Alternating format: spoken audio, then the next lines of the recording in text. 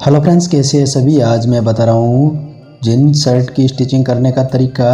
इस video में shirt की collar लगाने का तरीका बता रहे हैं। आशा करता हूँ आपको वीडियो पसंद आएगी। अगर वीडियो पसंद आए तो लाइक करें।